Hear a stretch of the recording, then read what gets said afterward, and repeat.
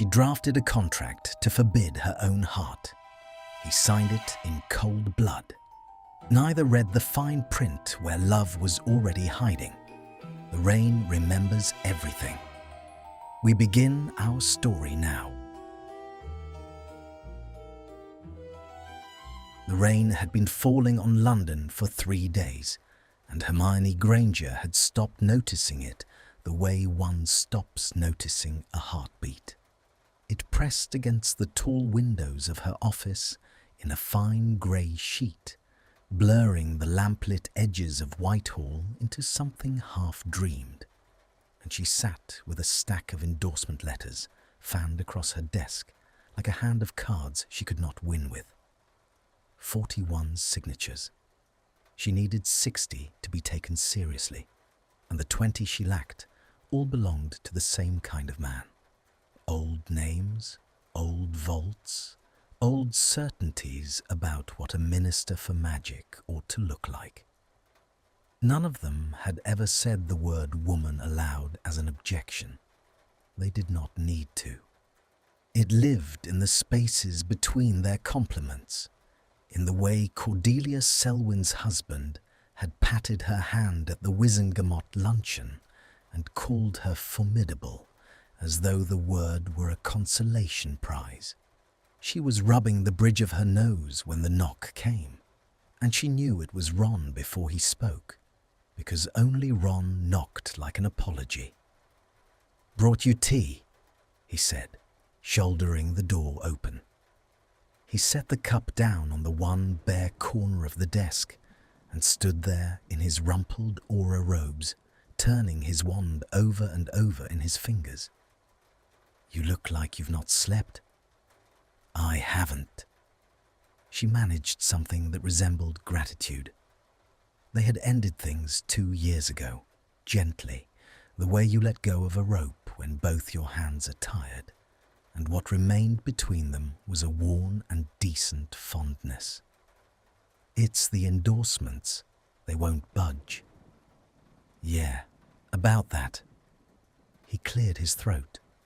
He had gone pink along the tops of his ears, the way he did before he said something that had cost him an afternoon of rehearsal.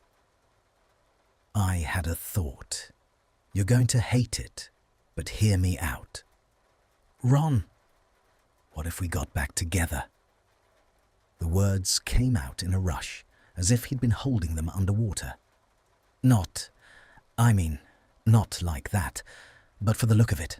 They want you settled, don't they? Married, or near enough. And I'm a war hero. I've got the name. The Prophet likes me. He spread his hands, helpless and hopeful at once. "We could just say we'd worked it out. People love a second chance. It'd shut them up." She looked at him for a long moment, and the rain filled the silence. The thing that hurt was that he meant it kindly.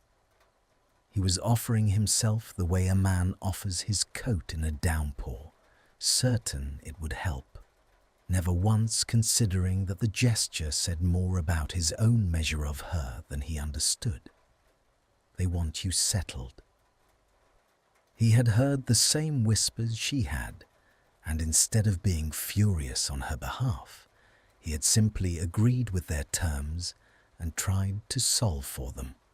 Ron, who loved her, who had stood beside her in a forest with death an arm's length away, looked at her and saw a problem that a wedding band could fix. "You're a good man," she said, because it was true, and the answer is no. His face fell, then steadied into the half-relief of someone who had expected to be refused. "I just thought—" "I know." She softened because she could not help it. "But if I climb into that chair leaning on you, I'll spend the rest of my life leaning.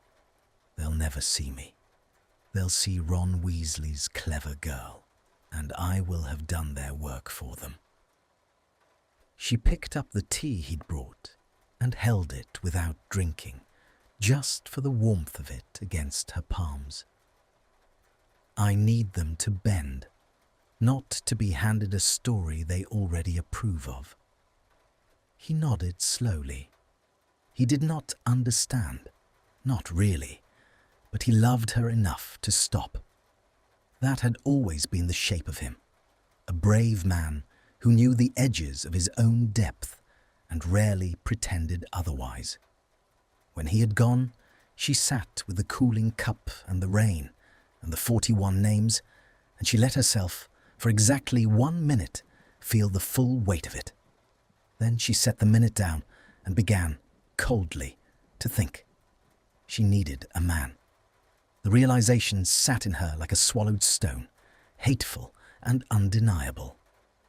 Not a husband.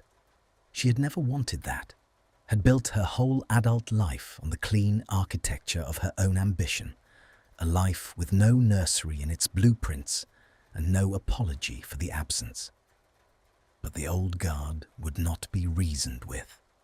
They would only be reassured. They needed to see her standing beside the right kind of pillar before they would believe the roof would hold. The right kind of man, stately, connected to the wing of society that found her common and said so in French at dinner parties. A name that opened the doors her merit could not.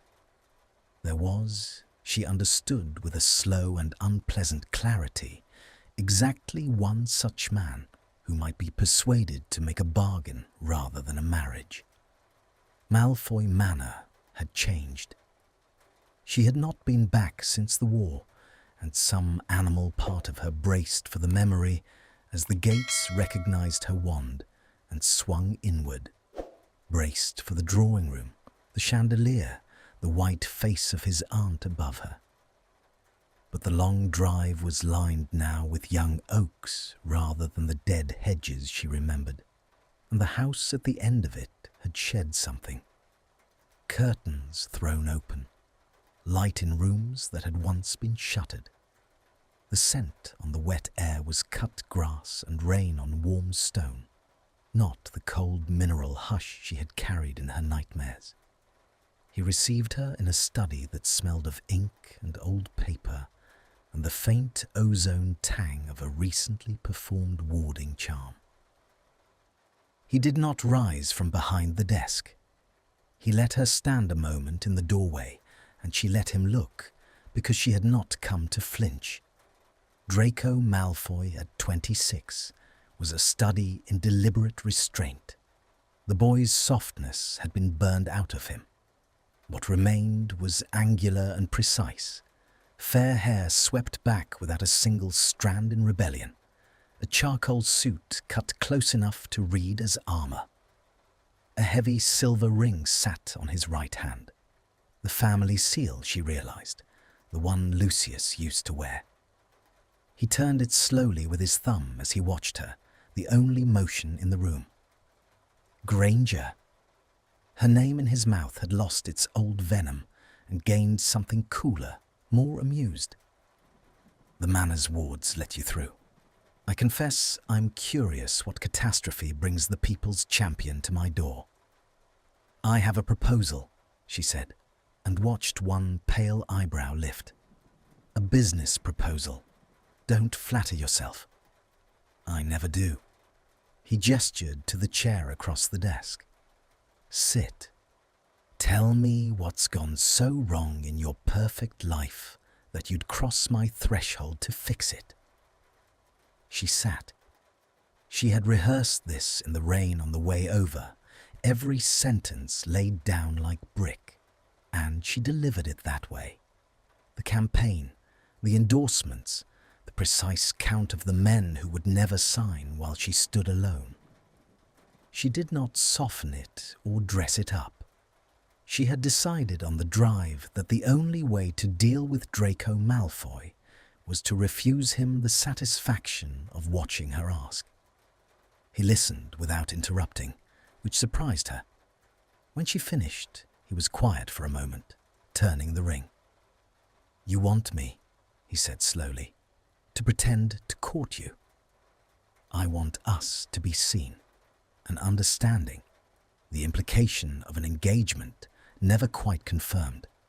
Enough that the prophet runs it, and your aristocratic dinner companions decide that if a Malfoy finds me acceptable, they can hardly object.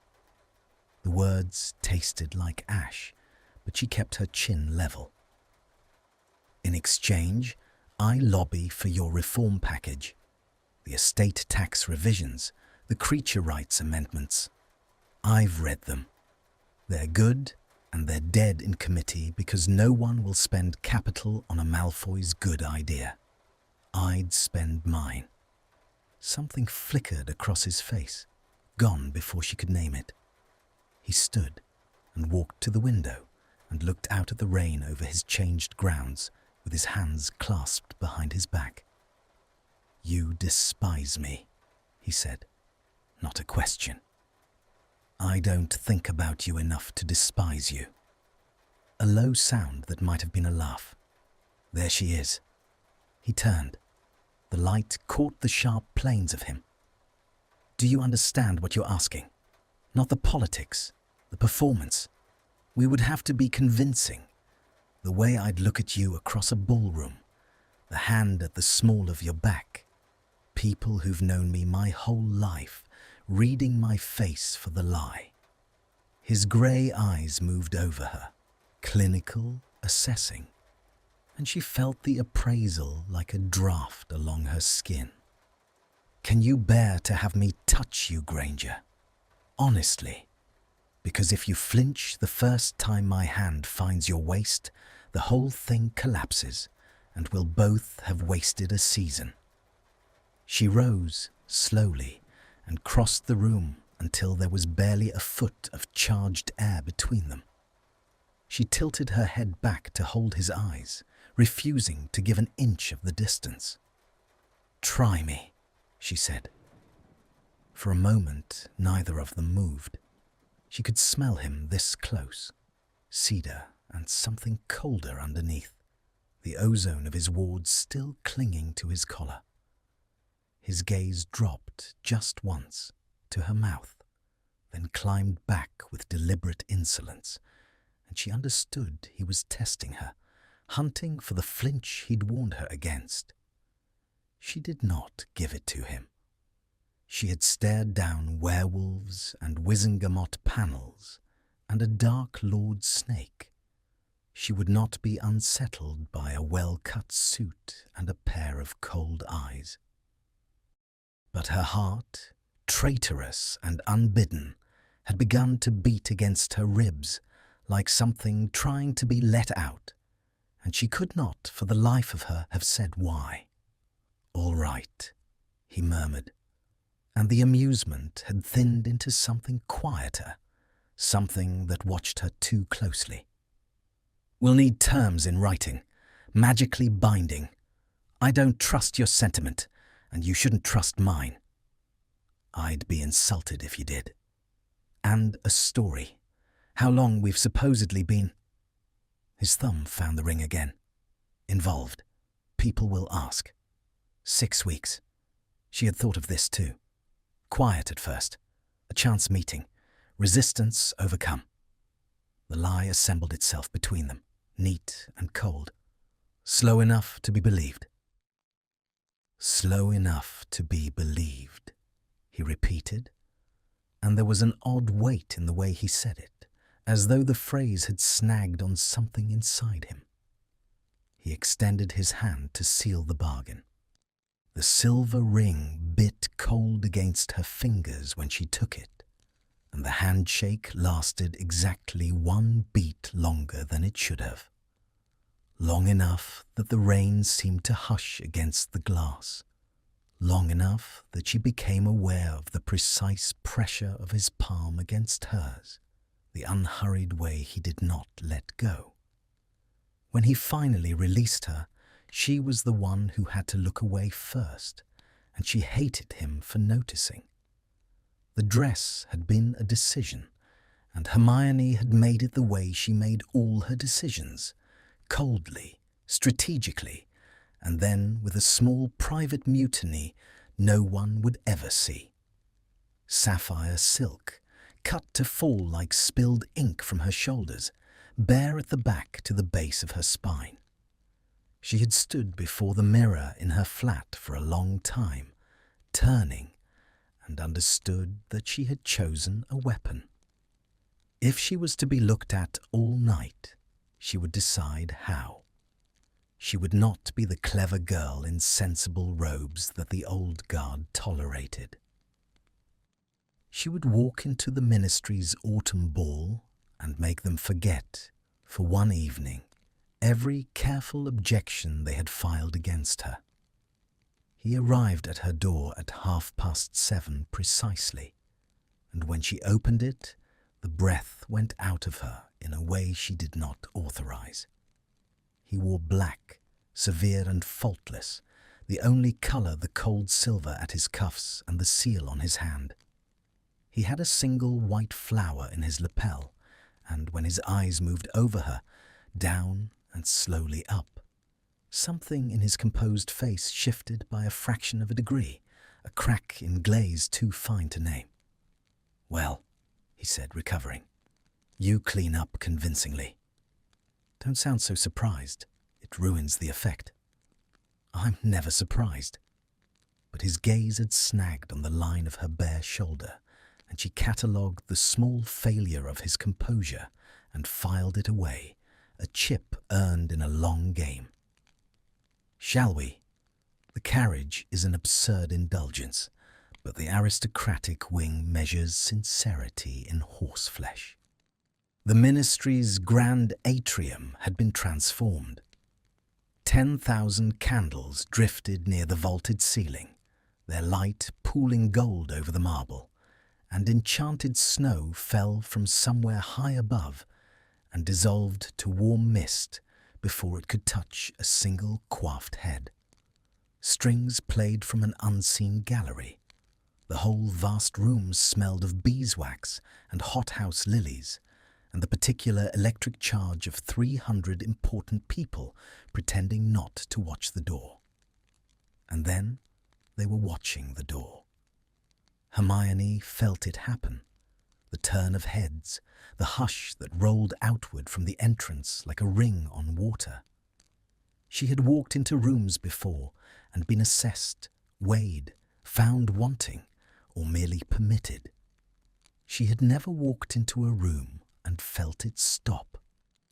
On Draco's arm, in sapphire silk, with the candlelight finding the gold in her eyes, she was, for the length of that entrance, the most looked-at woman in Wizarding Britain. "They're staring," she murmured through a fixed and gracious smile, her lips barely moving. "Of course they are." His hand settled at the small of her back, warm through the silk, the pressure of it exact and proprietary, and she did not flinch. She had promised she would not, and she found, to her displeasure, that the discipline cost her less than she'd feared. Half of them are wondering how a Malfoy lowered himself. The other half are wondering if you're worth the lowering. His breath stirred the hair at her temple as he leaned in, and to every onlooker it was a lover's confidence. "Smile wider, Granger. You look like you're calculating my net worth." "I already know your net worth. I'm calculating how long I can stand the smell of your smugness before it overwhelms the lilies." "Cedar," he corrected pleasantly, steering her into the room. "It's cedar. Try to keep your facts straight, Minister. People will talk." They worked the floor like a pair of duelists who had agreed, for one night, to fight on the same side. She learned his rhythm within the hour, the way he could deliver a lethal little cut beneath a charming sentence, the slight pressure of his fingers at her spine that meant this one matters, be sweet. She learned that when Augustus Yaxley's widow approached, all powder and suspicion, Draco's whole bearing changed, became courtly and warm in a way that was entirely manufactured and entirely convincing. "Hermione has quite turned my head," he told the old woman, and looked down at Hermione with an expression of such tender absorption that she nearly forgot it was theatre. I'd resigned myself to bachelorhood. And then, well, one doesn't argue with the force of nature. He's being modest, Hermione said sweetly, laying her hand over his on her waist, digging her nails in just slightly where no one could see. He courted me for weeks before I'd so much as take tea with him. I found him insufferable. She found me irresistible, he amended, and his thumbs stroked once across her knuckles, a caress for the audience, and his grey eyes glittered with the private war of it. She simply expressed it through insults. It's how the clever ones flirt. The widow tittered and drifted off, charmed, another vote quietly tilting in Hermione's favour.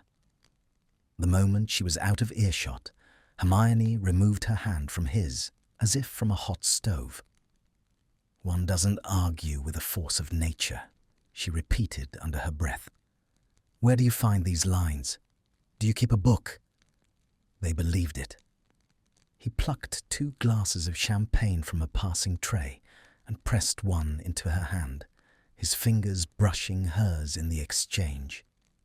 Which is more than your speeches manage with that particular audience.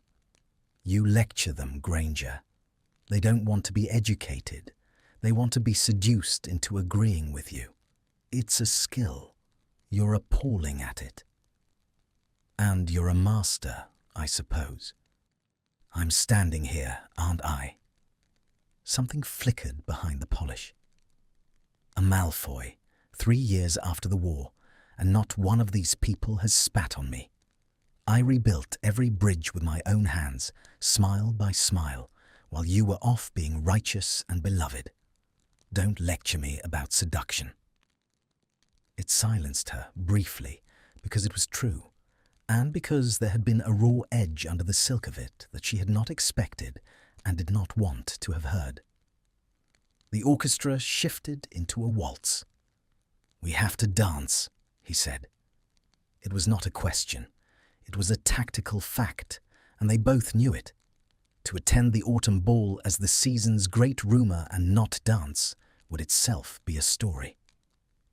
He set down his glass and extended his hand, the silver ring catching the candlelight, and there was a challenge in the angle of his head. She put her hand in his.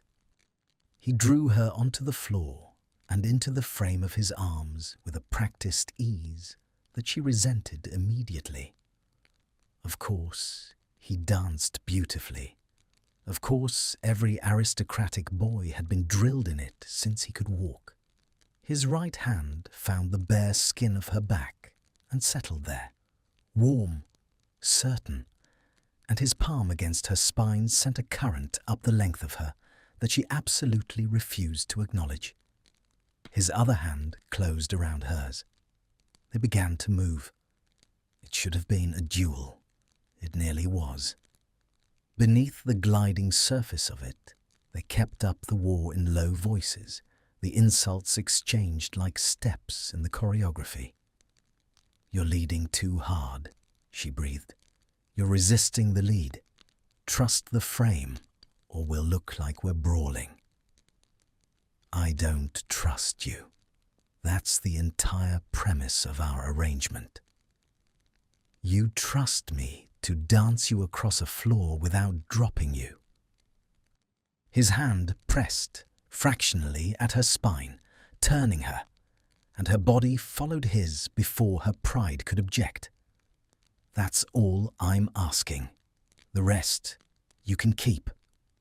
And then something happened that neither of them had drafted into the terms. The music swelled, and the candlelight, and the drifting, unmelting snow, and 300 people fell away into a gold blur at the edges of her vision. And there was only the press of his hand, and the cedar and cold ozone scent of him, and the grey of his eyes, which had stopped being insolent and become something arrested, something caught. He had stopped speaking. So had she. They turned through the music in a silence that was no longer a weapon, and his thumb moved once, slowly against the small of her back. Not for the audience this time, she was almost certain, because no one could see it, because it was hidden in the cage of their bodies. And she felt it travel through her like the first low note of a storm before the rain. She looked up at him. He was looking down at her. The performance had a name for this moment. Gaze adoringly at your partner so the room believes. But neither of them was performing now, and they both knew it. And the knowing was a charged and terrible thing, held suspended in the half-inch of air between her upturned face and his. His gaze dropped to her mouth. The music was ending. She could feel it ending, the strings drawing towards the final cadence, and she understood that in 3 more beats they would have to step apart and bow and laugh and be looked at again, and some reckless, unfamiliar voice at the very back of her skull said, "Don't let go." And she hated that voice, hated it with everything she had, because it did not belong to her, because she had not given it permission to exist. He felt the change in her. She watched him feel it, watched his pupils widen and his jaw tighten and his hand close just slightly more firmly around hers, as if he too had heard something he had not meant to hear and could not unhear it. For one suspended breath, the whole architecture of their lie trembled on its foundation. Both of them held perfectly still inside the motion of the dance, neither willing to be the one who named what had just moved through the air between them. The final chord fell. They stepped apart. The room rushed back in. The applause, the candlelight, the watching eyes. Draco bowed over her hand with flawless courtesy, his lips not quite touching her knuckles, and when he straightened, his face had rearranged itself into the smooth, amused mask she knew, every crack sealed over, so complete a recovery that she might have imagined the whole thing. Except that his hand, releasing hers, was not quite steady. And her own pulse was a wild and furious thing she could not command back into order. "Well danced, Granger," he said lightly, for the benefit of the couple nearest them. His voice was perfectly even. Only his eyes, when they met hers, held the question that neither of them was going to ask. "You led too hard," she said, because it was the only weapon she had left, and because if she said anything true, she did not know what would come out of her mouth. He huffed something that was almost a laugh and offered her his arm again, and they walked back into the crowd to be admired, 2 flawless liars in candlelight, while between them, unspoken and unwelcome, something neither had agreed to had begun, very quietly, to take root. What followed was a season of careful lies, and Hermione came to understand that a lie, repeated often enough and dressed well enough, develops a private life of its own. They appeared everywhere that autumn. The opening of the new Wizarding Children's Hospital, where she cut the ribbon, and he stood at her shoulder, looking proud of her, in a way that photographed beautifully and meant nothing. A charity gala for war orphans, where he donated a sum large enough to make the prophet swoon, and murmured, in the queue for the cloakroom, that she hid spinach in her teeth purely to watch her panic.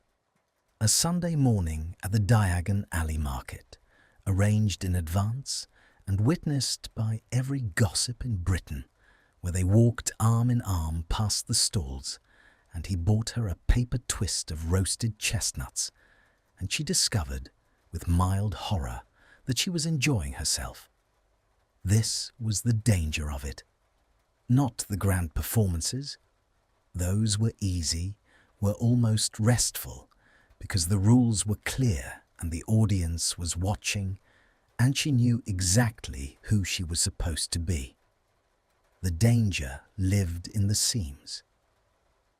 In the carriage rides between events, when there was no one to perform for, and they simply sat in the close dark and bickered, and the bickering had begun, somewhere along the way, to feel less like warfare, and more like a game they were both rather good at, and neither wanted to lose. "You're doing the thing again," he observed one evening, as they rattled through a wet November London toward a dinner she did not want to attend. "What thing?" "The thing where you rehearse your arguments under your breath." He was a shape in the dark across from her, the streetlight sliding gold over the planes of his face at intervals and then leaving him in shadow. "Your lips move. It's deeply unsettling, like watching someone argue with a ghost." "I'm preparing. Some of us prepare." She smoothed the dark velvet over her knees. "Selwyn's going to be there. He chairs the budget committee, and if I can get him to, he won't be moved by preparation." The streetlight caught him and lost him. "He'll be moved by the fact that you're on my arm, which he finds incomprehensible and therefore fascinating. Stop rehearsing. Be cold and lovely, and let me do the seducing. It's the only thing I'm reliably good for." That's not true. It was out of her mouth before she had vetted it, and she felt rather than saw him go still in the dark. "You're—" She cast about for a way to retreat from the edge of the thing she had nearly said. "You're tolerable at logistics. The hospital was well organized." High praise. His voice had changed, gone quieter, the mockery thinned to something she could not read. "I'll have it engraved. Tolerable at logistics. H. Granger." The streetlight found him one more time, and she saw, before the shadow took him, that he was watching her with an expression she had no file for, and she turned to look hard out the window at the rain so that she would not have to keep cataloguing it. She had begun, she realized, to learn him the way you learn a language by living in a country. Not from study, but from immersion, absorbing the grammar of him without consent. She knew now that he turned the silver ring when he was thinking, and stilled it when he had decided. She knew that his cruelty had a specific shape, that it was almost never aimed to wound, and almost always aimed to provoke. A hand extended in the only dialect he trusted. She knew that he watched her eat with a small frown of disapproval at her speed, and that he had, twice now, quietly slowed his own pace to match hers, as though to spare her the embarrassment of noticing. She knew that he did not sleep well.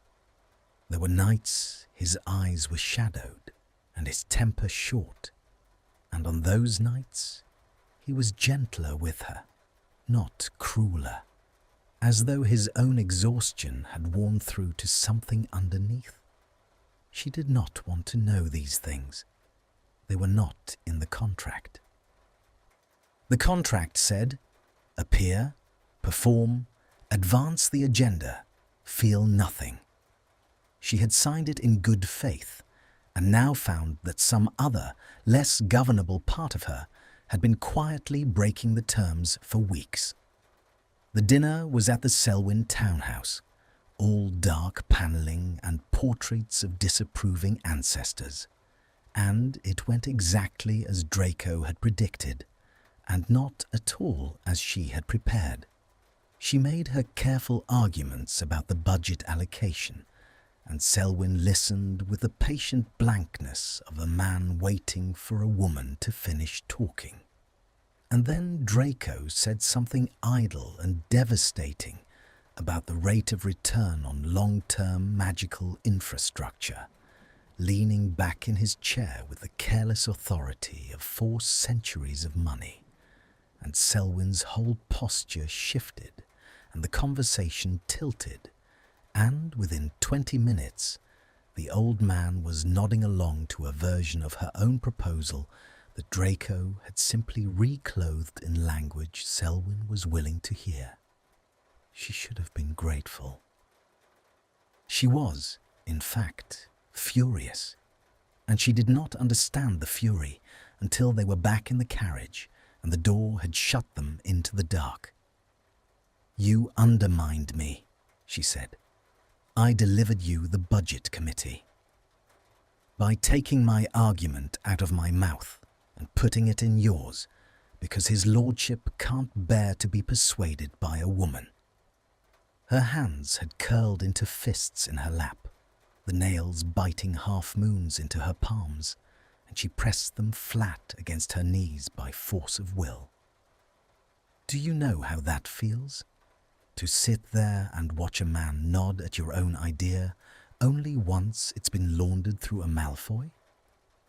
The streetlight came and went. He was quiet for long enough that she thought he wasn't going to answer at all. "Yes," he said finally, and the single word landed strangely. "I do, actually, know how it feels to say a true thing and watch it die because of whose mouth it came out of." He turned the ring, once in the dark. 3 years I've spent watching good legislation rot in committee because my name is on it. You're not the only one in this carriage who's been weighed and found inconvenient, Granger. I just learned earlier than you did that being right is worth precisely nothing if no one's willing to hear it from you. The fury went out of her all at once, like a candle pinched between 2 fingers, and left her sitting in the dark with the uncomfortable warmth of having been, for once, completely understood by the last person on earth she would have chosen. "That's grim," she said, more quietly. "It's London. It's the world. You'll be minister soon, and you'll spend half your time finding the right mouth to put your truths in." A pause. "You could put them in mine. I'm offering. It's not the worst alliance you could make." "I didn't ask for your mouth." "No," he agreed, and there was something in the dark of his voice that made her glad he couldn't see her face. "You didn't ask for any of it. And yet, here we are." The carriage hit a rut, and the lurch of it threw her forward, and his hand shot out and caught her shoulder before she could pitch into the seat across from him, caught her and held her, steadying, his fingers warm and certain through the velvet, and for a moment in the rocking dark they were closer than the performance had ever required them to be. His face a pale blur inches from hers, his hand at her shoulder, and the rain drumming on the roof, and the streetlight gone, so that there was nothing but the sound of 2 people not quite breathing. "You can let go," she said. Her voice did not come out as steady as she wanted. "I know." He did not let go. His thumb moved very slightly against the curve of her shoulder, the way it had moved against her spine on the dance floor, an unconscious thing, a thing his hand seemed to do without consulting him. "The road's bad. I'm only being practical." "You're never practical." "I'm always practical. I'm the most practical man you've ever met." But his face had drifted nearer in the dark, near enough that she could feel the warmth of his breath, near enough that the cedar and ozone scent of him filled the whole small space, and the reckless voice at the back of her skull that she had heard once on the dance floor and hoped never to hear again, said clearly, Now. And she was horrified to discover that some traitor muscle in her body had begun, infinitesimally, to lean toward him rather than away. The street light returned. It flooded the carriage with sudden gold, and they both moved at once, snapping apart, she back into her seat, and he back into his corner, and she busied her hands with a frantic, pointless rearrangement of her gloves that fooled neither of them. Her cheeks burned.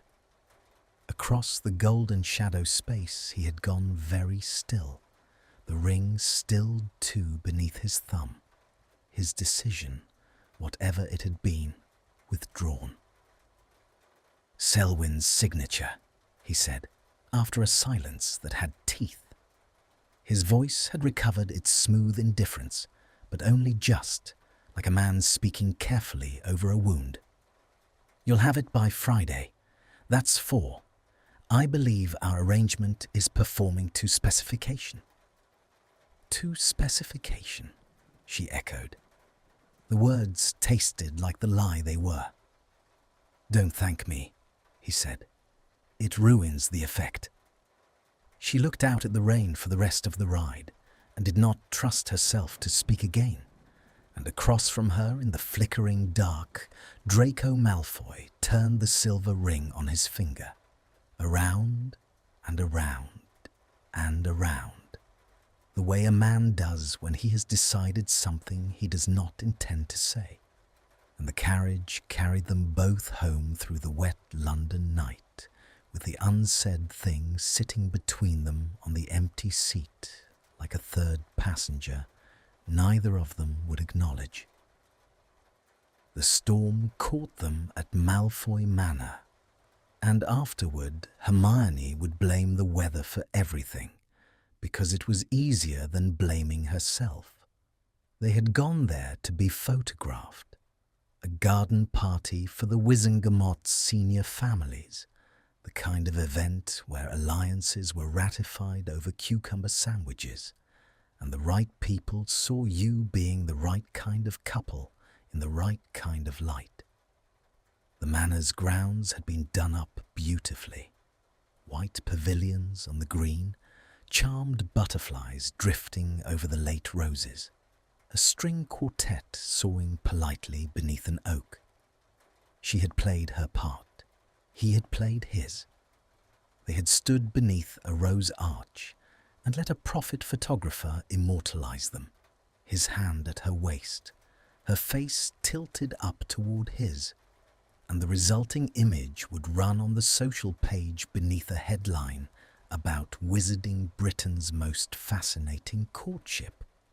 And then the sky had gone the colour of a bruise, and the wind had risen, and the first fat drops had sent 300 guests scattering for their carriages and flue points in a flurry of shrieks and umbrella charms. And within a quarter of an hour, the grounds were empty and the heavens had opened in earnest. And Hermione Granger found herself stranded in Malfoy Manor, with the storm howling against the windows and every fireplace in the wing flickering uselessly because lightning had blown the flue network across half of Wiltshire. "You can't apparate in this," Draco said, watching the rain come down in grey ropes beyond the library windows. The lightning lit his face white and then abandoned it. "The interference would splint you across the county. You're here until it breaks. I'd offer to be sorry about it, but you'd see through that. I'd see through anything you offered. There's the spirit." He crossed to a sideboard and poured 2 measures of something amber into heavy crystal and pressed 1 glass into her hand without asking whether she wanted it. "Sit. Brood. The library's the only warm room in the house tonight. The storm's playing havoc with the heating wards." She sat, because there was nothing else to do, in a deep leather chair by a fire that someone, An elf, she supposed, though she'd seen none, had built up against the chill.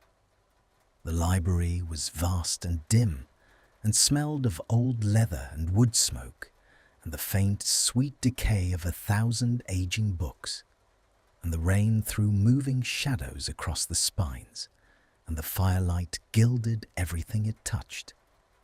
Draco folded himself into the chair opposite with his own glass, and the storm raged on outside, and for a while neither of them said anything at all. It was the whiskey, perhaps, or the storm, which had stripped away the audience and the purpose and left them with nothing to perform. Or the fire, which made the dark intimate in a way that daylight never did. Whatever it was, when she finally spoke, the thing that came out was not a jibe. "Why did you really agree to this?" she asked. "Your reforms. You could have found another sponsor, someone less," she gestured vaguely, "antagonistic, someone who didn't loathe you on principle. Why me?" He turned the glass in his hand, watching the firelight move in the amber, and for a long moment she thought he wasn't going to answer honestly. That was the rhythm of them. She asked. He deflected with something clever. The moment passed. She had come to rely on it. "Because no one else would have done," he said instead, and his voice was lower than she had heard it, stripped of its polish. "Not the reforms. You're right. I could have bought a sponsor, because no one else in Britain looks at me the way you do." The lightning flared and went. Everyone else either flinches or fawns. "The ones who remember the war can't quite meet my eyes, and the ones who've forgotten it want something from the Malfoy name. You're the only person I've spoken to in 3 years who treats me like a man rather than a verdict." He drank. "You hate me cleanly. Do you understand how rare that is? How restful? You hate me for things I actually did and said, not for the shape of my arm in 97. I'd rather be hated accurately than loved for the wrong reasons. It's the only honest transaction I've got left." She sat very still. The fire popped. Outside, the storm threw itself against the glass. "I don't hate you," she heard herself say. The words fell into the room and changed its temperature. He looked up from the glass, and the firelight caught his face, and for the first time since she had known him, there was nothing arranged about his expression. No mask, no glaze, no armor. Just a man looking at her across a small distance of warm, dark air, caught entirely off his guard. "You should," he said quietly. "I gave you reasons enough once. You were a frightened boy in a house full of monsters." She had not planned to say this either. It seemed to be a night for saying unplanned things. "I've thought about it, more than I'd like. You were 16 and they put a brand on your arm and a knife at your family's throat, and you did terrible things because the alternative was watching your mother die. I'm not." She shook her head. "I'm not absolving you. Some of it was cruelty for its own sake, and you know it. But I stopped hating you for the war a long time ago. If I'd kept it up, I'd have had to hate half the country, and I didn't have the room." He set the glass down very carefully on the table beside him, as though it had become breakable, as though he had become breakable. The ring caught the firelight. He did not turn it. He had gone completely still. "Then why?" He started and stopped, and she watched him decide whether to ask. "Why do you treat me as though you do? The insults, the cold, all season." "Because it's safe." It came out of her in a rush, the truth she had not even admitted to herself, dredged up by whiskey and firelight and the great indifferent roar of the storm. Because if I'm fighting you, I don't have to. She stopped. Her hands had found the cuff of her sleeve and were worrying it, straightening a fold that did not exist, smoothing and re-smoothing the fabric over her wrist in a small, frantic motion she could not seem to govern. "It's safe," she said again, more quietly. "Hating you is safe. The alternative isn't." The fire crackled. The rain came down. He was looking at her with an intensity that made the air feel thin. And she made herself meet it, because she had never once in her life backed down from anything, and she would not start now, even though every instinct she had was screaming at her to look at the fire, the books, the storm, anything but the grey eyes that had stopped being cold. "What's the alternative?"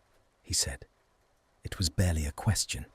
His voice had dropped to something rough. "Don't," she said. "I'm asking." "I know what you're asking." She stood abruptly, because sitting had become unbearable, and crossed to the window and put her hand flat against the cold glass, with the storm raging an inch away on the other side. "And I'm telling you not to, because we have a contract, and the contract is the only thing keeping this—" She gestured between them without turning around. "From becoming a catastrophe. I become minister. You get your reforms. We shake hands and we walk away clean. That's the arrangement. That's the whole arrangement. And I need it to stay the whole arrangement, because I have spent my entire life building something out of nothing but my own work, and I am not going to set fire to it 3 months before the vote for the sake of—" She heard him rise. She heard him cross the room, unhurried, the way he did everything, and then he was behind her, close enough that she could feel the warmth of him along the length of her back, and his reflection appeared in the dark glass over her shoulder, lit white by a flicker of lightning, and then swallowed by the dark. "For the sake of what?" he said. His voice was very near her ear. He did not touch her. That was the unbearable thing. He did not touch her. He simply stood there, a hand's breadth away, letting the question hang in the small charged space between his mouth and the curve of her neck. "Finish the sentence, Granger. You've never once in your life left a sentence unfinished. For the sake of what?"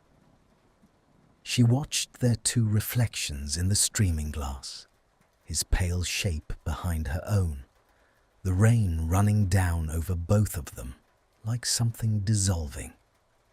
Her heart was going so hard she was certain he could hear it. Every nerve in her back was aware of the exact distance between his body and hers, the warmth of it, the not touching that was somehow more than any touch had ever been. She could end it. She could turn around. The half step it would take to turn around was the smallest distance she had ever measured, and the most dangerous, and she stood on the edge of it and felt the whole shape of her careful life tilting toward the drop. "For the sake of something I can't afford," she whispered. "Hermione." He had never used her name before. Not once, in an entire season of touching her waist and kissing her knuckles for the cameras. It had always been Granger, the surname a small wall he kept between them, and now the wall was gone, and her name in his mouth was low and rough, and undid something in her chest that she did not have the strength to do back up. She turned around. It was the worst decision she had made in years, and she made it anyway, turned in the small space he had left her, and found him already there, much closer than she had braced for. His grey eyes black in the storm dark, his face inches from hers, his breath warm and unsteady against her lips. His hand came up, slowly, slowly, giving her every chance to stop him, and the backs of his fingers brushed her jaw, the lightest possible thing, a touch she felt all the way down to the soles of her feet, and she did not stop him, and his hand opened against her cheek, warm and certain, his thumb at the corner of her mouth, and she leaned into his palm before she could forbid it.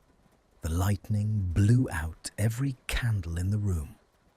The library plunged into absolute dark, the fire guttering low, the storm shrieking against the glass, and in that sudden blindness she lost everything but the warmth of his hand on her face, and the sound of his breathing, and the wild hammer of her own pulse, and she felt him lean in, felt the warmth of his mouth a hair's breadth from hers, the air between their lips gone electric and impossibly thin, his thumb stroking once across her cheekbone in the dark, as if to ask the question his mouth was about to. And then, distantly, impossibly, the high, frantic chime of the manor's wards, announcing that the flu network had flickered back to life, and the spell of the dark broke, and they sprang apart in the blackness, like two people caught at the edge of a cliff, both of them breathing hard, neither of them able to see the other's face, the rain still falling, and the moment shattering, and the unkissed kiss hanging in the dark between them like the brightest thing in the room. After the storm, they did not speak of the storm. This was an unspoken treaty, ratified by silence, and they both observed it with the scrupulous discipline of two people who knew that to name a thing is to make it real. He sent her a note the following morning. The Selwyn matter is settled. 5 signatures. The campaign proceeds. And she replied in kind, all business, as though the dark library and the warmth of his hand on her cheek and the kiss that had hung a breath away from happening had been a fever she'd sweated through and recovered from. They were professionals. They had a contract.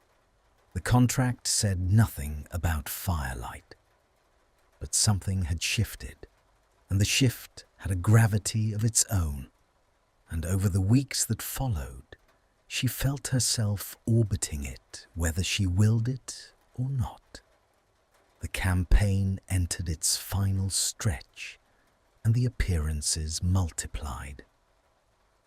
A debate at the Wizengamot, where she demolished her chief rival with a precision that left the chamber silent, and afterward, Draco had found her in the corridor and said that was magnificent with no irony at all, and she had not known what to do with her face.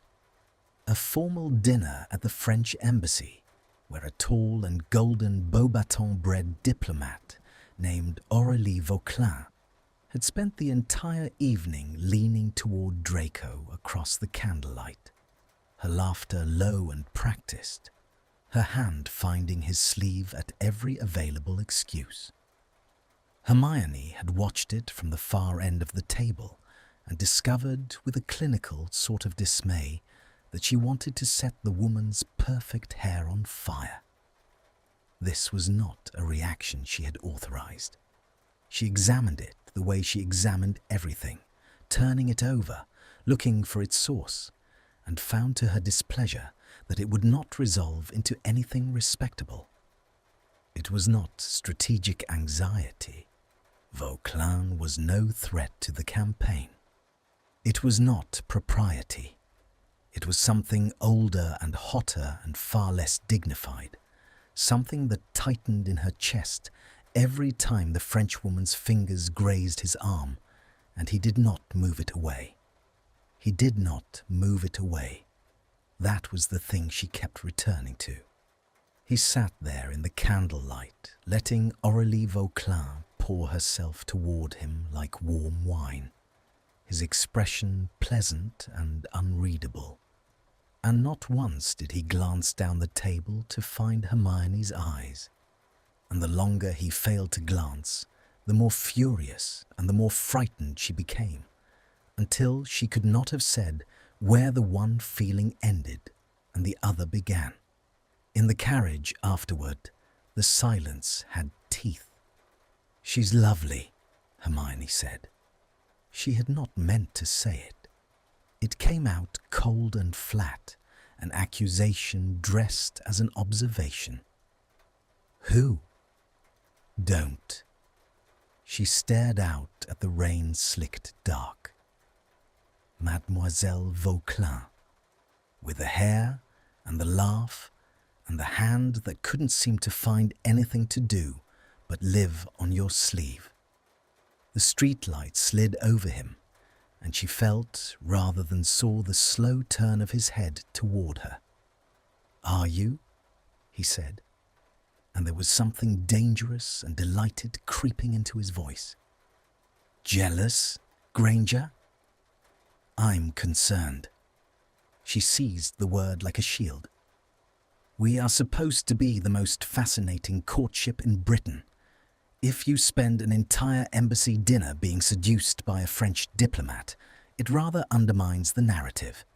It's a strategic concern, nothing more." "Of course." The streetlight left him. In the dark, his voice came low and amused and terrible. "A strategic concern. That's why your knuckles have gone white around your reticule." She looked down. Her hand had closed around the little beaded bag in her lap with a force that had drained the colour from her fingers, the silk crushing under her grip, and she made herself open it, finger by finger, and lay her hand flat on her knee, with a casualness that fooled no one, and least of all herself. "You didn't look at me," she said, and hated how it sounded. "All evening. Not once." The carriage rocked through the dark. When he spoke again, the amusement had drained out of it entirely. "I didn't look at you," he said slowly, "because if I had looked at you, I would not have been able to stop. And Aurélie Vauclin is exactly the sort of woman who notices that kind of thing and writes home about it." A pause, waited. "I let her drape herself over me, because it was easier than the alternative, which was sitting at that table for 3 hours, trying not to watch you in the green silk, and failing. So yes, Granger, I gave her my sleeve. It was the only part of me I could spare."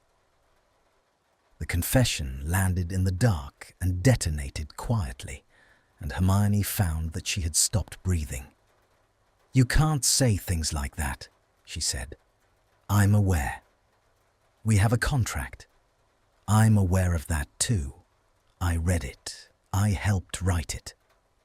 The streetlight found him, and she saw that his composure had cracked clean through, that he was looking at her with a naked frustration that matched the thing roaring in her own chest.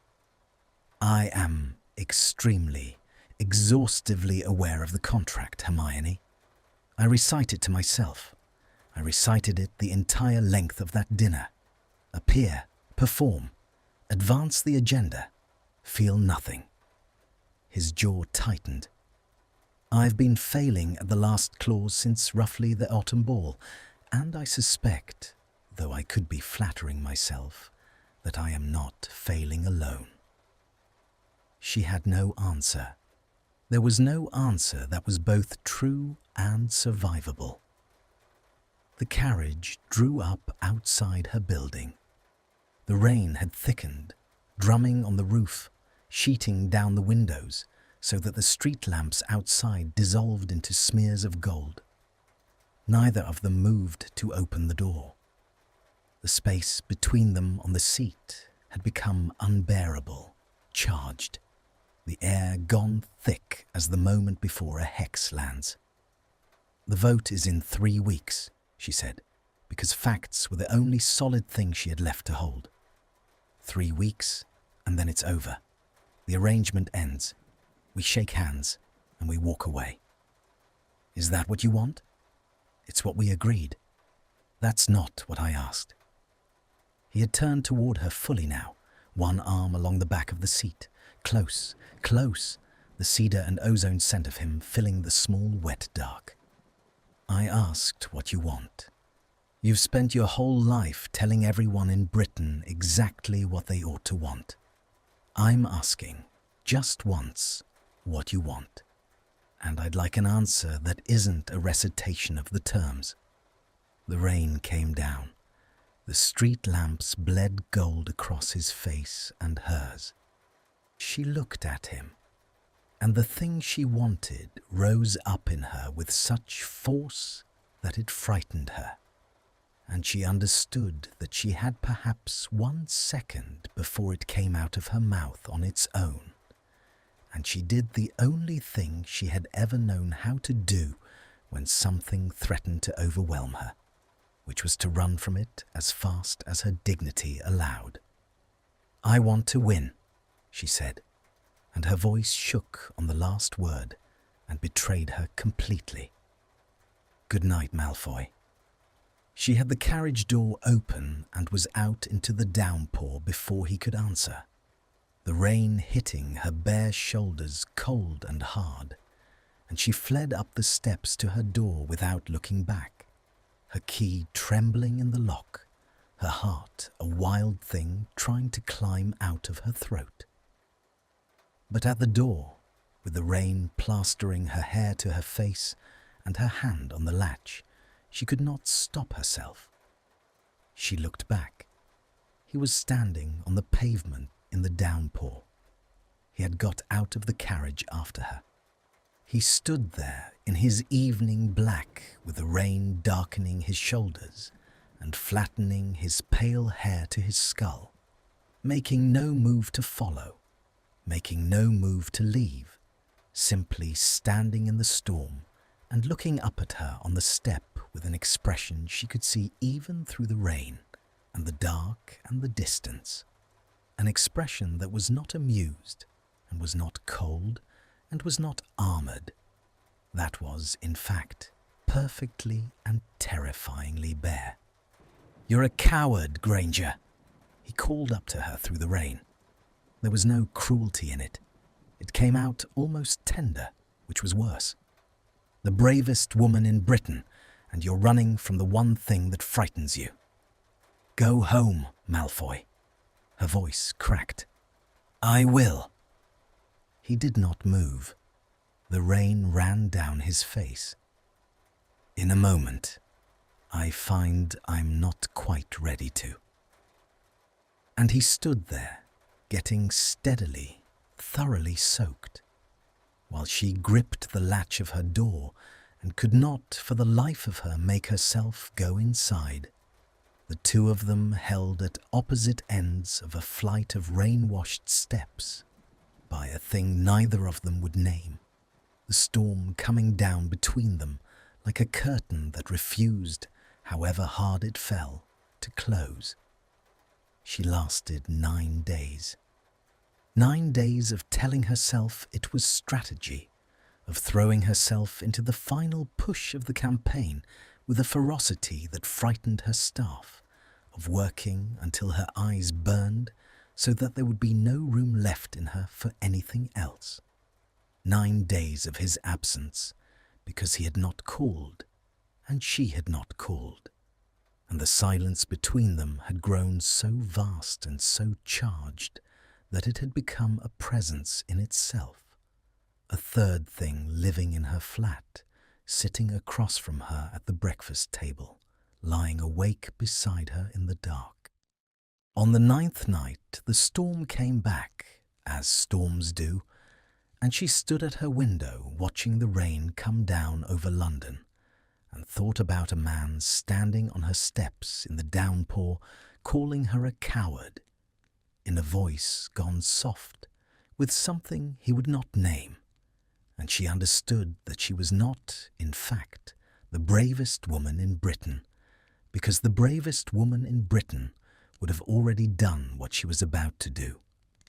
She apparated to the manor without owling ahead. He answered the door himself. No elf, no ceremony. He stood in the doorway in shirt sleeves with his collar open and his hair undone from its severe order, and he looked at her standing on his threshold, dripping rain onto the ancient stone, and whatever he had been about to say died in his throat. "Granger," he managed, "it's past 11. "I know what time it is." Her heart was going so hard she could barely hear herself over it. The rain ran cold down the back of her neck. "I've been standing in the garden for 20 minutes, trying to decide whether to come to the door. I decided. May I come in, or are you going to make me say the rest of it on your doorstep?" He stepped back. She came in. The door swung shut behind her and cut off the storm. And then they were standing in the great dim entrance hall of Malfoy Manor, with the rain muffled to a distant hush and a single candelabra throwing long gold light up the staircase. And the silence was so complete she could hear the water dripping from the hem of her cloak onto the marble. "You're soaked," he said. "Let me—" "Don't fuss."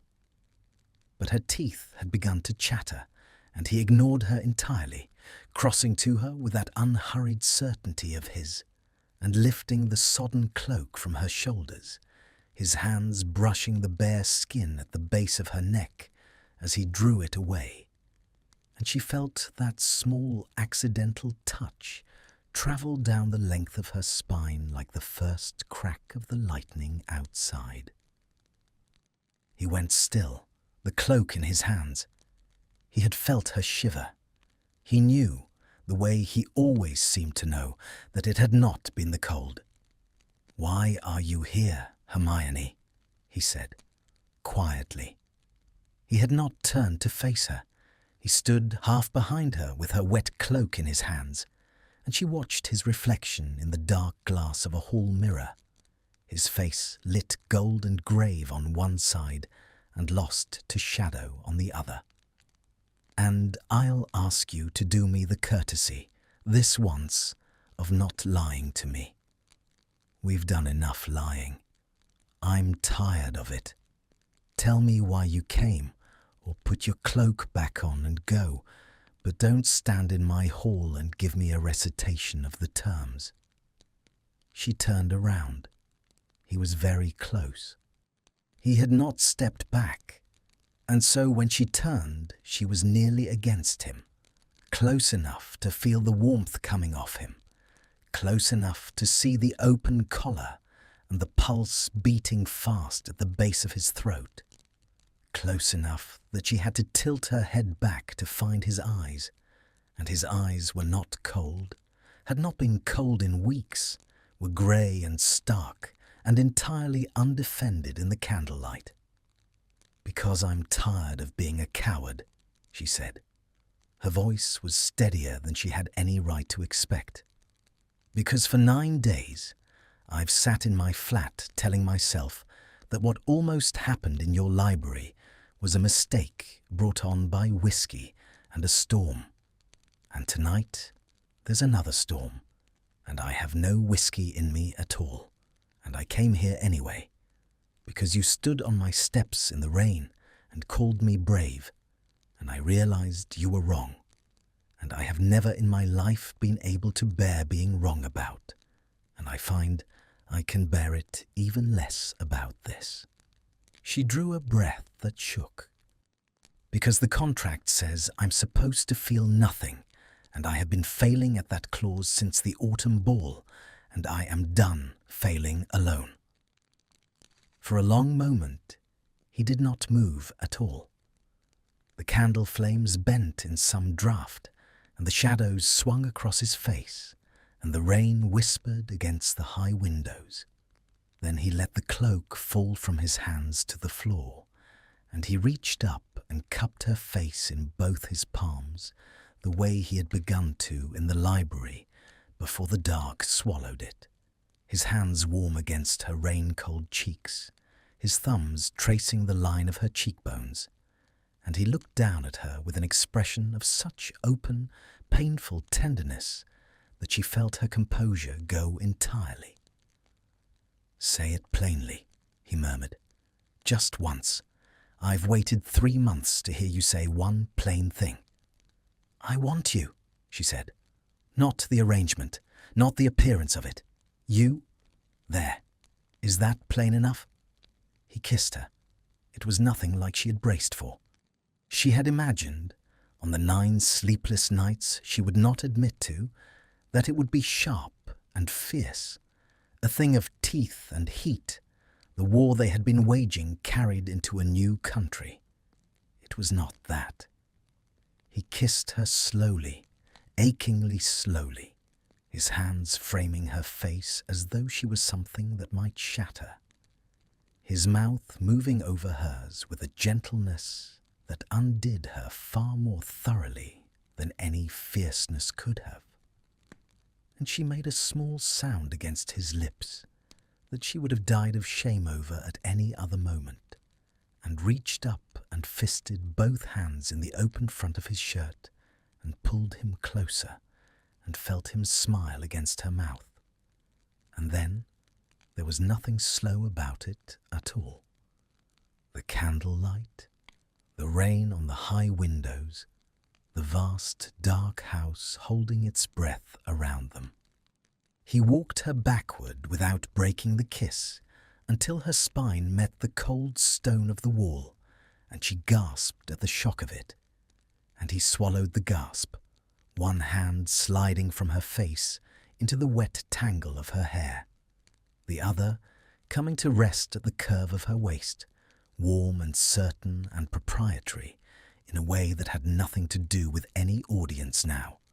No cameras, no whispering aristocrats, no narrative to maintain, just his hand at her waist, because he could not bear for it to be anywhere else. "Upstairs," he said against her mouth, rough, asking, not telling. "Hermione, tell me to take you upstairs, or tell me to stop, but for the love of Merlin, don't make me guess." "Upstairs," she said.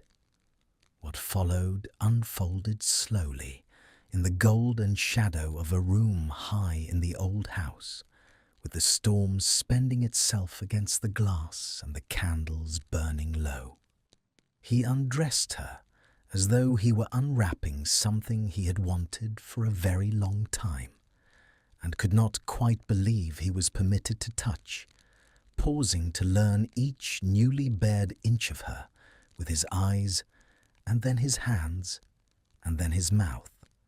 And she, who had spent her whole life in armour of one kind or another, let it all fall away piece by piece, and found, to her astonishment, that being seen so completely did not frighten her the way she had always assumed it would. He whispered her name against her skin like a thing he was still getting used to the taste of. She traced the faded grey scar on his forearm with her fingertips and felt him shudder and did not look away from it, and he watched her not look away, and something passed between them in that small mercy that was deeper than anything their bodies were doing. There was no performance in it. That was the revelation that came to her, somewhere in the warm dark, with his heartbeat slamming against her palm and his breath ragged in her ear. That, for the first time in 3 months, neither of them was pretending anything at all. That this stripped and trembling honesty was the realest thing she had touched in years. That she had spent an entire season building a lie so that she would not have to risk a truth, and the truth had ambushed her anyway, here, in a Malfoy's bed, in the rain. Afterward, they lay tangled in the dark, the storm softening to a steady patter against the glass. And he held her against his chest with one arm and traced idle patterns on her bare shoulder with the other hand. And neither of them spoke for a long time, because there was nothing that needed saying, and everything that was too dangerous to say. "The vote is in 12 days, she murmured at last against his collarbone. She did not know why she said it. Some last cowardly reflex, reaching for the solid thing, the fact, the wall. His hand stilled on her shoulder. "I know," he said. There was something careful in his voice now, something gone guarded again, and she felt the small withdrawal in him, like a draught through a door left open. 12 days, and then the arrangement ends. We shake hands, and we walk away clean. He said it lightly, almost, but his hand had stopped moving on her shoulder, and his heartbeat under her ear had changed its rhythm. "Isn't that the term? Draco. Go to sleep, Hermione." He pressed his lips to the crown of her head, and the tenderness of it could not quite mask the thing that had closed behind his eyes. "You've a campaign to win. You'll want to be sharp." And she lay against his heart in the gold-dark room with the rain coming down, and felt him hold her closer, even as something in him drew quietly, terribly away. The two of them wound together in the warm dark and divided down the middle by 12 days, and a contract neither of them had the courage to tear up. His arms around her and his guard back up, and the unsaid word hanging over the bed in the candlelight, like the last note of a song no one was willing to let end. The 12 days became a country they lived in separately while pretending to share it. They still appeared together. The campaign demanded it. The narrative had to hold through the vote. And so they smiled and touched and played the most fascinating courtship in Britain for the last few performances of its run. But something had altered in the machinery. Before the night of the second storm, the touches had been weapons disguised as tenderness. Now they were tenderness disguised as weapons, and the disguise was wearing thin, and both of them knew it, and neither would say it. And the not saying had become a kind of slow poison they administered to each other daily with their own hands. She caught herself watching him when he wasn't looking. The line of his jaw in profile, the way he turned the silver ring. She caught herself learning the difference between his public smile and the rarer private one, the one that started in his eyes and reached his mouth almost reluctantly, the one he seemed to give her now without quite intending to. And every time she caught herself, she filed it away under when the vote is done, and we walk away clean, because the alternative, that she might not want to walk away at all, was a thought she could not afford to entertain 12 days before the most important morning of her life. The final debate was the worst of it. It was held in the great chamber of the Wizengamot, broadcast by enchanted quill to every wireless in Britain, the culmination of 2 years of her life. Her rival, a smooth and prosperous wizard named Tiberius Ogden the Younger, had spent the campaign painting her as cold, as childless, as a clever spinster unfit to mother a nation. He never said it that baldly, of course. He was far too polished, but the implication ran beneath every careful sentence like a sewer beneath a street. And on the night of the final debate, with all of Britain listening, he made the mistake of saying it almost baldly. "My opponent speaks of family policy," Ogden said, smiling out at the gallery. And one does wonder how deeply a woman can understand the wizarding family when she has so conspicuously declined to start one of her own. We hear rumours of an engagement, of course, but rumours are not vows. One hopes Miss Granger's commitments prove more durable in marriage than they have in. She did not let him finish. She rose, and the chamber stilled, and she understood with a cold clarity that this was the moment the entire campaign had been building toward, the moment where she either won the old guard or lost them forever. And she understood, too, exactly which weapon would win it. She used Draco. She did it deliberately with full knowledge, and she would remember the doing of it for a long time afterward. She turned the room's attention to him where he sat in the gallery.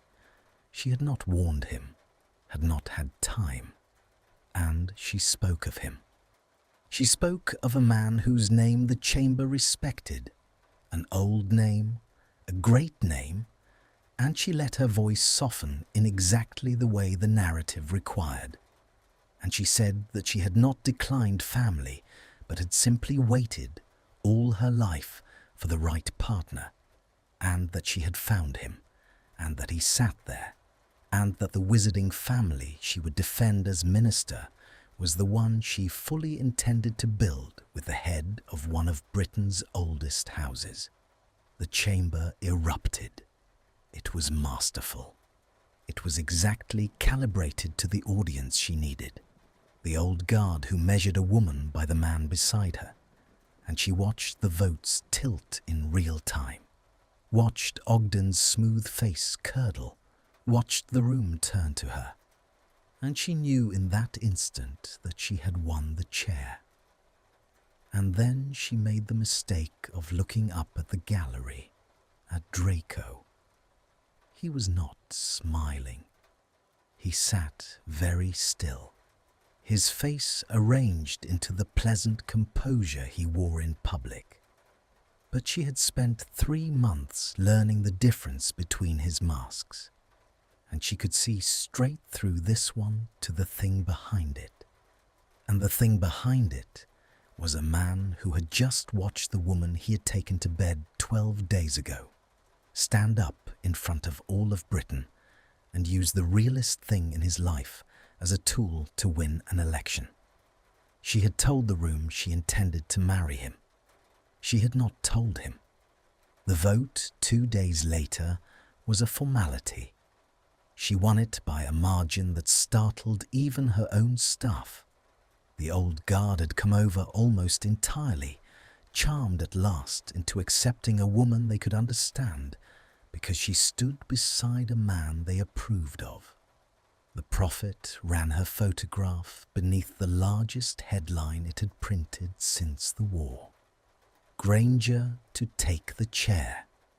Her people wept and embraced her in the campaign offices, and someone produced champagne, and she stood in the centre of the celebration she had bled 2 years for, and felt, beneath the triumph, a cold and growing dread. He did not come to the victory party. He sent a note instead. She found it on her desk the next morning in his precise hand, on heavy cream paper that smelled faintly of cedar. Congratulations, Minister. The arrangement has performed to specification. My reforms can wait for a sponsor who owes me nothing. I find I no longer wish to be owed. Consider the contract dissolved. You won't need me now. The chair is yours, and you took it the way you take everything, with both hands and no apology. I always admired that in you. I admire it slightly less this week. She read it standing at her window with London grey and ordinary beneath her, the rain gone, the sky washed pale and indifferent, and she read it 3 times, and then she set it down very carefully on the desk because her hands had begun to shake too badly to hold it. He had understood exactly what she'd done. Of course he had. He had spent his whole life watching people use each other. He could read the transaction in a glance. She had stood up in the Wizengamot and announced their marriage to win a chamber full of old men. And she had done it without warning him, without asking, treating the deepest and most undefended thing that had ever passed between them as one more line in the campaign budget, one more weapon to be spent, the only part of him she could spare. "I let her drape herself over me," he had said in the carriage weeks ago of the French diplomat. "It was the only part of me I could spare." And she had been wounded by that, had carried it for days. And then she had done immeasurably worse to him in front of all of Britain and called it strategy. She had won. She had everything she had wanted. She was Minister for Magic, the youngest in a century, the first Muggle-born ever to hold the chair, and she stood in her grand new office with the title she had bled for and understood that she had purchased it with the one thing she had not known until this exact moment that she could not bear to lose. She thought about going to him. She got as far as the flue with a handful of powder before she stopped, because what would she say? "I'm sorry. I used you. I didn't mean to. Except I did mean to. I weighed it, and I chose the chair." And because the truth was uglier than that, and she knew it, she had not chosen the chair over him in some agonized moment of conscience. She had reached for the weapon without thinking, the way she always reached for the most effective tool, because that was who she was. That was the architecture of her, and the architecture had served her brilliantly her entire life, and had just, for the first time, cost her something the architecture could not replace. She let the flue powder fall back into its box. The days after were the loudest and emptiest of her life. There were ceremonies. There was an oath sworn before the Wizengamot, her hand on the ancient charter, the chamber risen to its feet. There were dispatches and appointments and 1,000 decisions only she could make, and she made them well, because competence was the one thing that had never abandoned her. And every night she went home to her flat and stood at the window and watched for a storm that did not come. And the silver-grey absence of him sat across from her at the breakfast table and lay awake beside her in the dark, larger now than it had ever been, because before it had been an absence she could end with a single owl, and now it was an absence she had carved with her own hands and did not know how to fill. She had built something out of nothing. She had told him that in the firelight, the night of the first storm. "I have spent my entire life building something out of nothing but my own work." And she had built the highest thing in the country, and she stood at the top of it alone in the wind, and discovered that she had built it on the one foundation she had sworn she would never need, and could not now imagine standing without, and that she had pulled that foundation out from under herself in front of all of Britain to gain 3 feet of additional height, and that the view from the top, which she had imagined her whole life, was grey and ordinary and unbearably quiet, without a particular cold voice beside her to insult it. The rain held off for 9 days.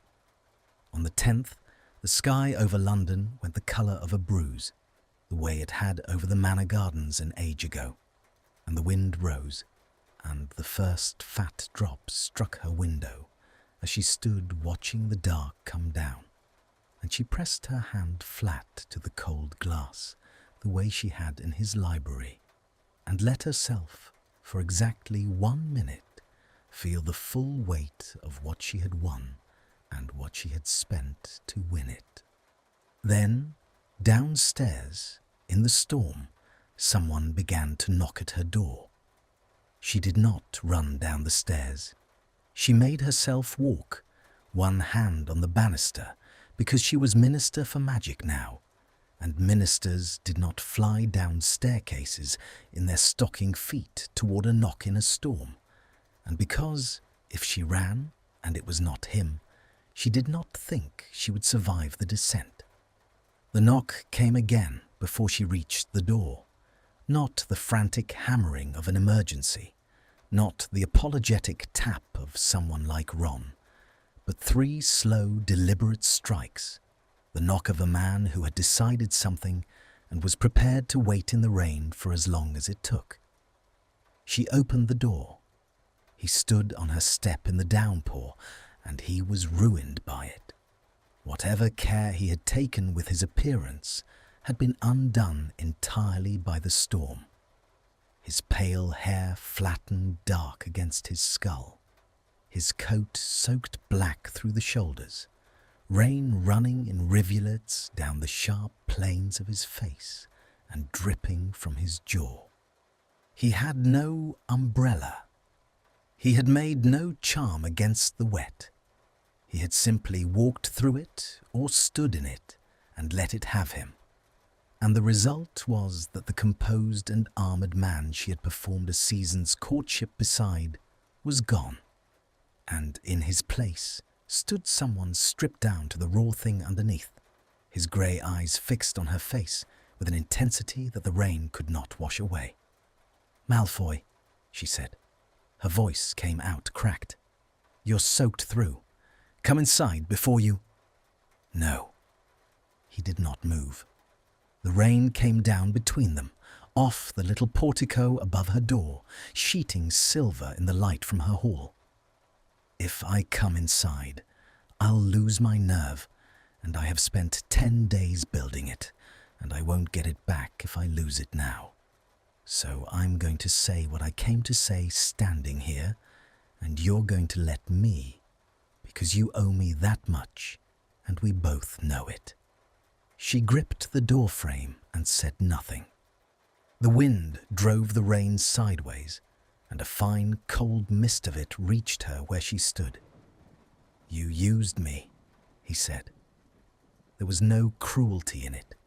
He said it the way a man reads out a fact, the way she might read out a clause of legislation, plainly, with a terrible steadiness.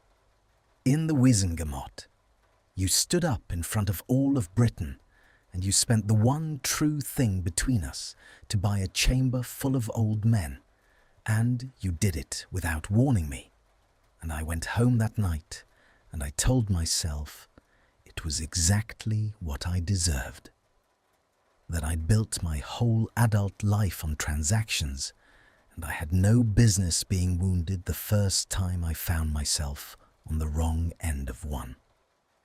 That you'd simply done to me what I'd have done to you without a second thought 3 years ago."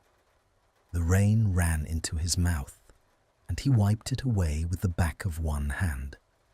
"And I believed that for about a week. And then I stopped believing it because it wasn't true, because the thing between us was never a transaction, not after the library, not after—" His jaw worked. "Not after that night. You know it wasn't. You felt what I felt. Don't you dare stand there and tell me you didn't." "I never said I didn't." Her voice was barely above the rain.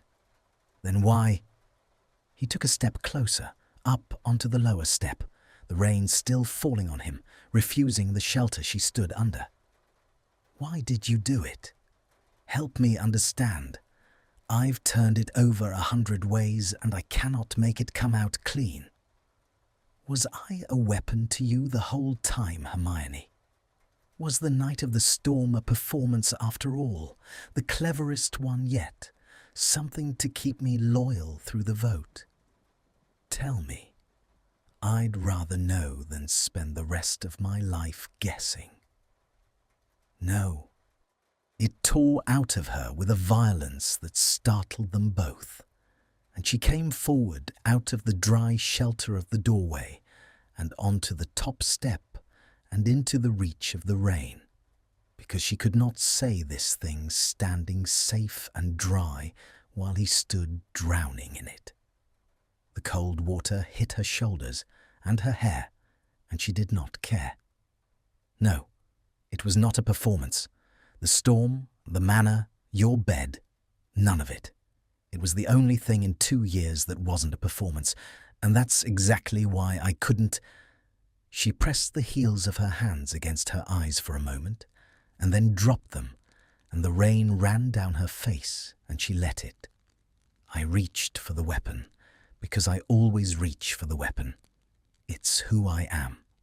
I saw the votes I needed, and I saw the thing that would win them, and I took it without thinking, the way I have taken everything my whole life, because I learned a very long time ago that no one was going to hand me anything, and so I had to seize everything, and I am good at seizing, Draco.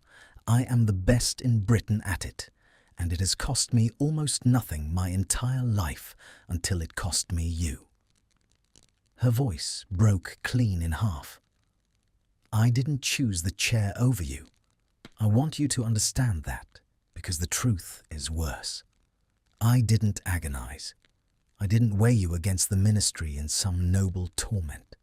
I just reached, and I didn't even feel the cost until it was done, until I looked up at the gallery and saw your face, and by then I'd already said it, already spent you, already won. The rain came down. He stood on the lower step with the water streaming off him and looked up at her, and his face had changed, the steadiness cracking, something raw and dangerous moving behind his eyes. "And do you regret it?" he asked, quietly, under the rain. "The chair?" No. She would not lie to him. They had done enough lying. "I wanted it my whole life, and I'd take it again. But I would warn you, this time, I would not spend you to get it. I have spent the last 10 days learning the difference between a thing I want and a thing I cannot live without, and I never knew there was a difference before because I had never come up against the second kind." She was crying now, she realized distantly, the tears indistinguishable from the rain on her face. "I wanted the chair. I cannot live without—" She could not finish it, the bravest woman in Britain, and she could not finish the sentence. "Say it plainly," he said. It was what he had said in the hall of the manor, the night of the second storm, and they both knew it, and she heard the echo of it land in him. "Just once, same as before, say the plain thing. I cannot live without you." It came out of her in the rain, ragged and final, the wall she had defended her whole life simply gone. "There, that's the plain thing. I am Minister for Magic, and I have everything I ever wanted, and I would trade the whole of it before I'd spend another season learning to do without you. Is that plain enough, Malfoy? Have I humiliated myself sufficiently for you, standing in the rain in my stocking feet, confessing to a man who sent me a letter dissolving?" "There's a problem," he said. She stopped. The rain hammered down. "What?" "With your chair, with your ministry." He climbed the last step so that he stood directly before her, both of them under the open sky now, with the storm pouring over them, close enough that she could see the rain caught in his lashes, close enough that his ruined composure was a thing she could have touched. "You won it on a story, Hermione. The story of the most fascinating courtship in Britain." The Muggle-born champion and the head of House Malfoy, the great love that brought the old guard over. That's the story they voted for. That's the story the whole country believes. His voice dropped, rough and low under the rain. And if it ever comes out, if it ever once gets whispered, that the engagement was a fraud, that you played a part for the position and nothing more, then every old name that came over to you turns against you in a single afternoon. And they don't just unseat you, they destroy you. They make you the woman who lied her way into the chair, and everything you built out of nothing comes down. You know I'm right. You've done the arithmetic. You did it before I finished the sentence. Draco. So there's only one solution. And here his voice, which had been so steady, so plain, finally broke open, the raw thing beneath it surfacing all at once, and she watched the last of his armor wash away in the rain. The story has to be true. It has to be true, Hermione, or you lose everything. There's no other way to protect the thing you bled for. He reached into the soaked black of his coat, and his hand was shaking, and he drew out something small that caught the light from her hall. And then, there, on her step, in the downpour, with the storm raging over both of them, and the rain running in sheets off the portico, and his ruined hair plastered to his face, Draco Malfoy went down on one knee on the wet stone. She stopped breathing entirely. "I'm being practical," he said, looking up at her through the rain, and his voice was wrecked and his hand was trembling, and there was the ghost of the old crooked half-smile at the corner of his mouth, even now, even here. "I'm the most practical man you've ever met. I've identified a catastrophic vulnerability in the new minister's position, and I'm proposing the only viable remedy. It's purely strategic.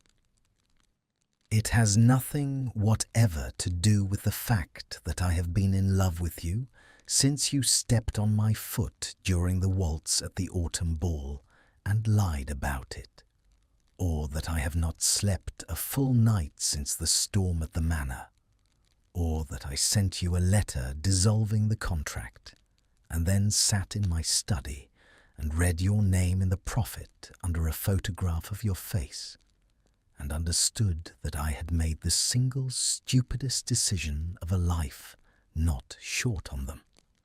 He held the ring up into the rain between them, the small bright thing glittering in the stormlight, and his grey eyes never once left her face. "Marry me, not for the chair. The chair is the excuse I built so that I'd be brave enough to come here, the same way you build your facts to hide behind. Marry me because the story should be true, because it already is. Because I would rather stand in the rain on your doorstep being refused than spend one more dry and comfortable evening anywhere on earth that doesn't have you in it." His voice dropped to almost nothing, swallowed by the storm, so that she had to lean down into the rain to catch it. "Say something, Hermione. I'm kneeling in a puddle. I'd very much like to know whether I'm to spend the rest of my life here, or—" She did not let him finish, because she had spent a whole season learning that some sentences are too dangerous to complete, and so she dropped down onto the wet stone in front of him, heedless of the rain, heedless of the puddle, heedless of the title and the dignity and the watching dark windows of London. And she took his rain-cold face in both her hands, the way he had taken hers in the firelit library a lifetime ago. And the words she had been unable to say in the carriage and in the bed and in the hall finally came out of her, plain and whole and complete, into the half-inch of storming air between his mouth and hers.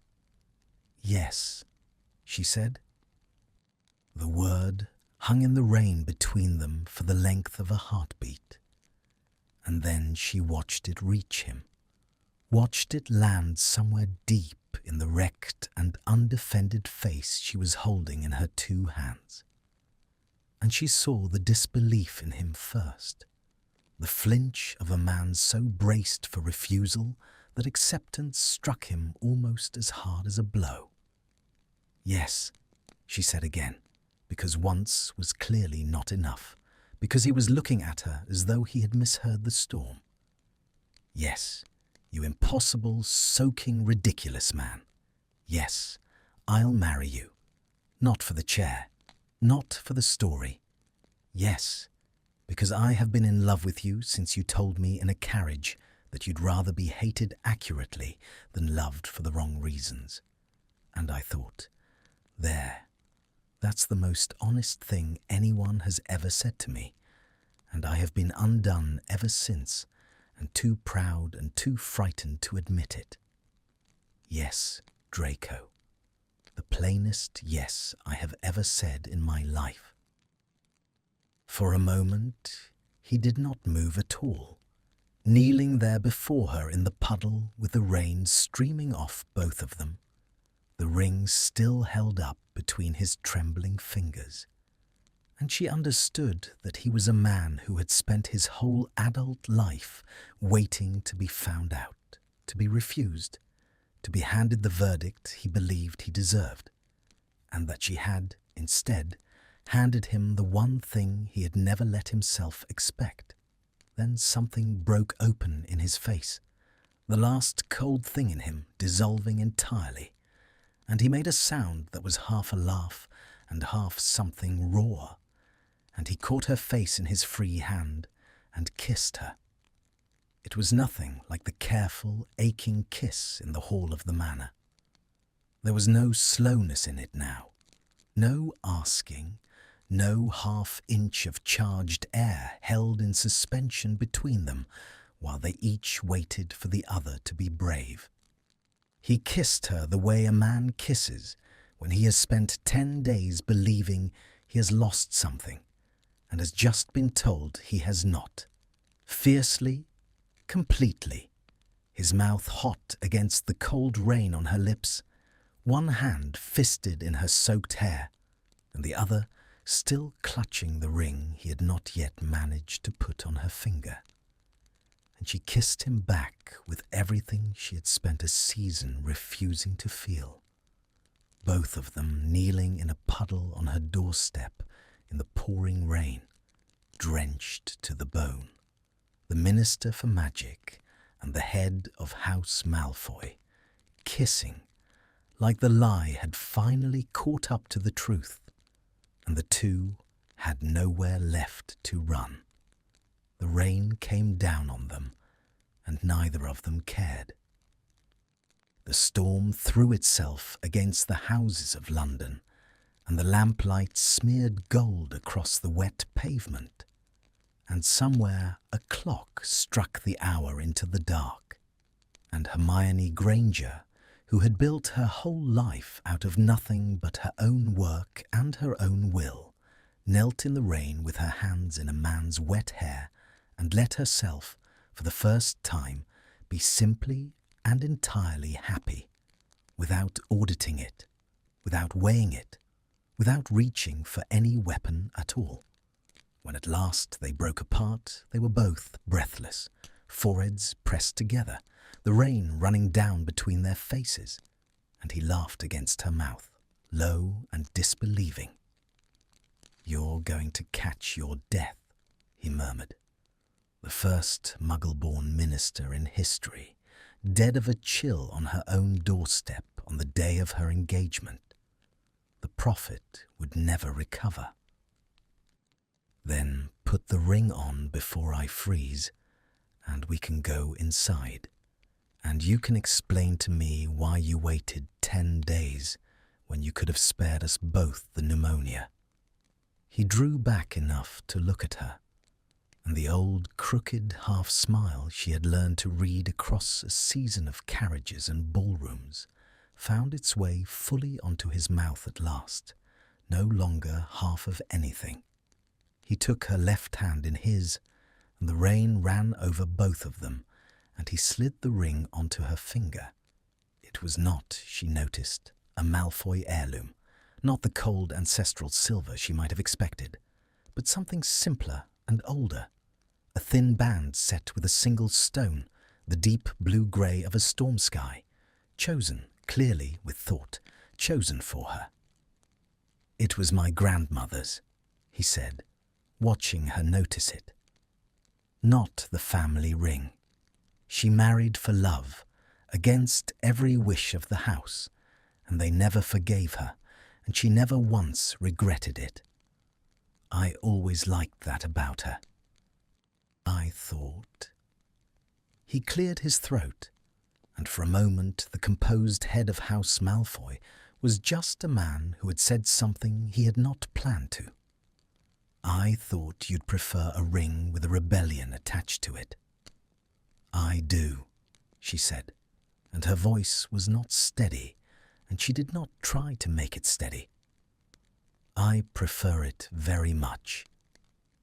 He rose and drew her up with him out of the puddle, and the two of them stood dripping under the open storm, and then he wrapped his arms around her and pulled her in against his soaked chest and simply held her there in the rain, his chin resting on the top of her sodden head, neither of them speaking, the storm roaring around them and the whole impossible season of lies, finally, quietly, dissolving into the one true thing it had been hiding all along.